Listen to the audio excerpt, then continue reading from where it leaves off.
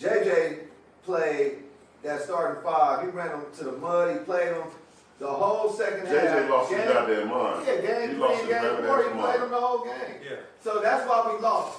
You know, to Minnesota, I feel like if he would have subbed them dudes out, they would have had a little more legs.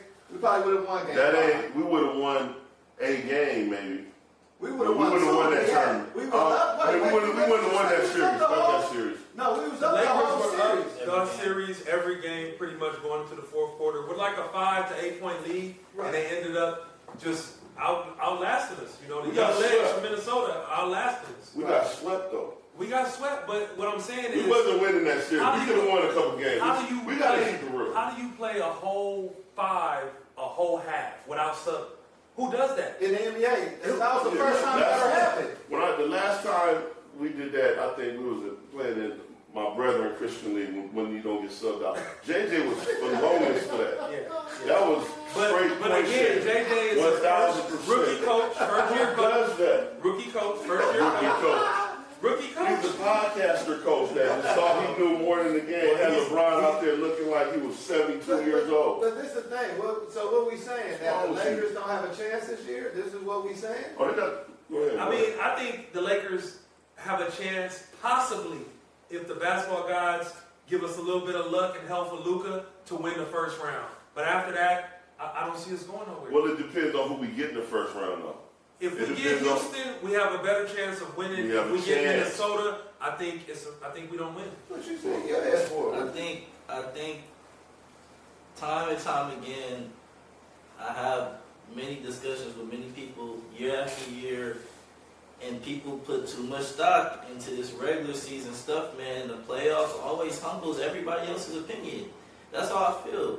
I feel like right now, and the goalpost has always changed when it comes to Lakers. Lakers are a 52-win team, and I've been hearing the whole year that they have no chance, but then I hear that Denver Nuggets are contenders.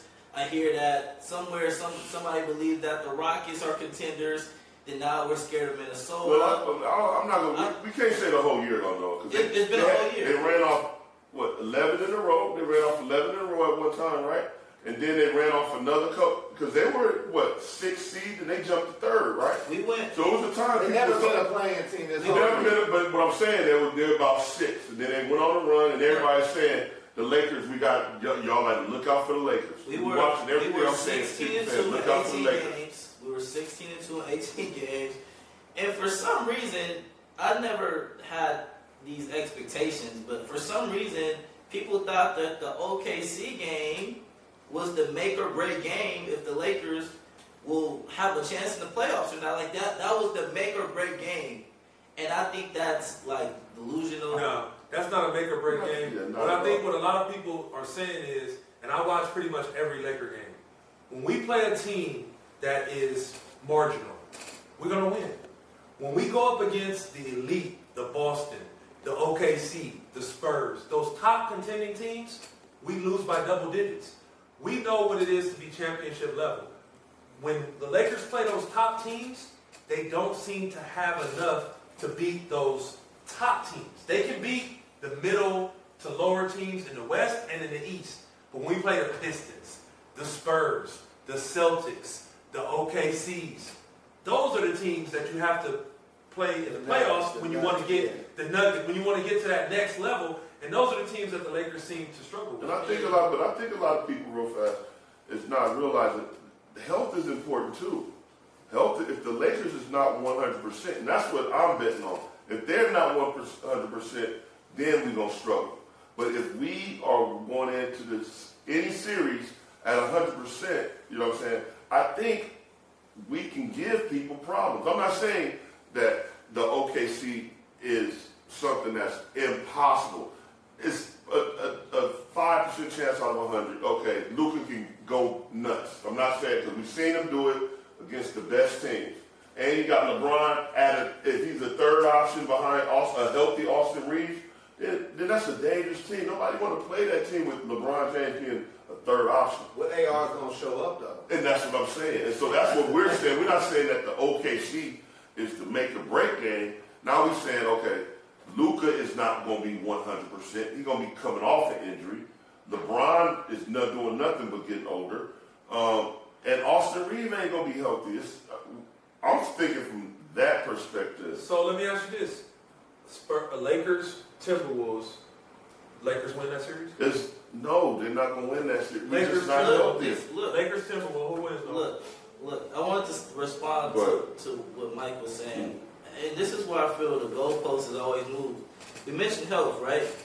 I don't think any of the Lakers' 3 best players have played over 65 games this season. They're a 52-win team. This whole year, I've been hearing about the Nuggets injuries and why they have an excuse and they could compete with the OKCs in the series. We keep bringing up their injuries, and then they have games that they get blown out just as bad. I've seen last year in the playoffs, they got beat by 36 in Game 2, and they got beat by 30 in Game 7. Nobody ever said anything coming into this year about them not being able to compete with OKC. But when the Lakers get blown out, they have no chance. There's no way possible that they beat OKC. Is OKC a dynasty?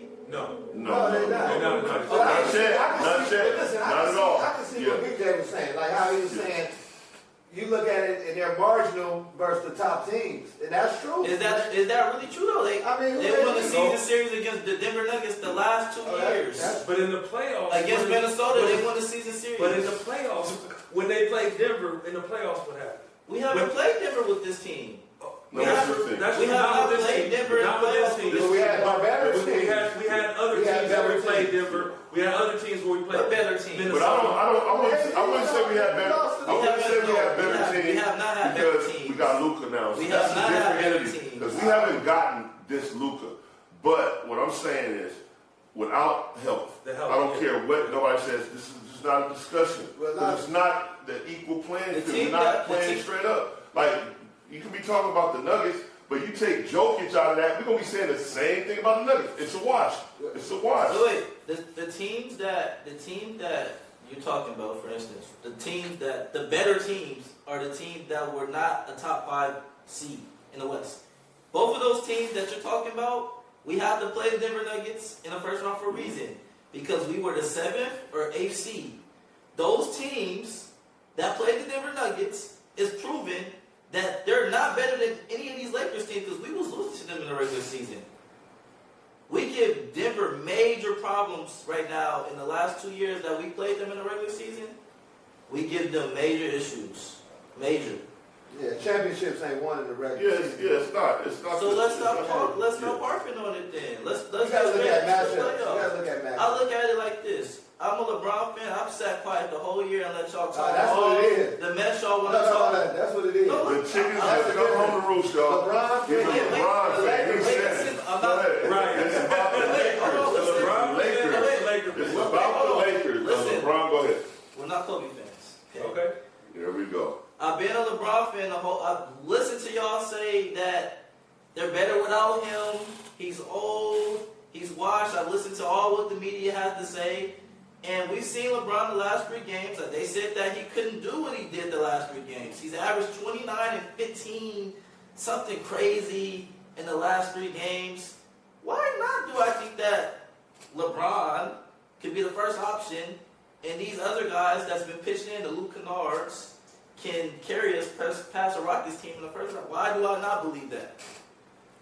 I think you are being optimistic. I think if LeBron is at his top level, which we always expect him to be at, and don't get me wrong, I'm not a LeBron hater. I love LeBron. But as a Laker fan, I cheer for the name on the front. I don't cheer for the name on the back. The name on the back always changes, but the name on the front remains the same. I think that we'll have a better chance to beat the Rockets than we would Minnesota.